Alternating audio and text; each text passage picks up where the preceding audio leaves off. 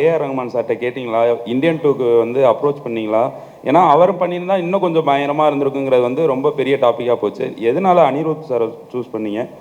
2.0 வந்து November release ஆச்சுன்னு நினைக்கிறேன், அக்டோபர் ஆர் நவம்பர். பிப்ரவரியில் நாங்கள் ஷூட்டிங் போகிறதுக்கு ரெடி ஆகிட்டோம் இந்தியன் படத்துக்கு. சாரும் வந்து பிப்ரவரி டேட்ஸ்லாம் கொஞ்சம் ஒதுக்கி வச்சு போயிடலாம் அப்படின்ற மாதிரி சொன்னாங்க. அப்போது ரஹ்மான் பேக்ரவுண்ட் ஸ்கோர் பண்ணிகிட்ருக்காரு. ஸோ 2.0 பேக்ரவுண்ட் ஸ்கோர் வந்து ஹெவி, ரொம்ப கஷ்டம். அது பெரிய பேர்டன் அவருக்கு. ஸோ அது மேலே நீங்கள் சாங்கையும் போய் கம்போஸ் பண்ணி கொடுங்கன்னு கேட்டோன்னா ப்ராக்டிக்கலாக it's very difficult for Rahman sir. அப்படின்னும் போது படம் ஆரம்பிக்கணும், ஆனால் பாட்டெல்லாம் வேணும் அப்படின்னும் போது இந்த பக்கம் வந்து அனிருத்தருடைய மியூசிக் வந்து நான் ரொம்ப ரசிக்க ஆரம்பிச்சேன். நான் எல்லாருடைய மியூசிக் லைக் பண்ணுவேன், லைக் யுவன் சங்கர் ராஜா அண்ட் ஹாரிஸ் ஜெயராஜ், அப்புறம் சந்தோஷ் நாராயண் நல்லா பண்ணிகிட்ருக்காரு. ஸோ எல்லாரோடையும் ஒர்க் பண்ணணுன்னு எனக்கு வந்து ஒரு இது இருந்துக்கிட்டே இருக்கும். அப்போ அனிருத்துடைய மியூசிக்லாம் அவர் போட்டுக்கிட்டு வர பாட்டெலாம் எனக்கு ரொம்ப பிடிச்சிருந்தது. ஸோ அவர் இசையை நான் ரசிச்சுக்கிட்டு இருந்தேன்.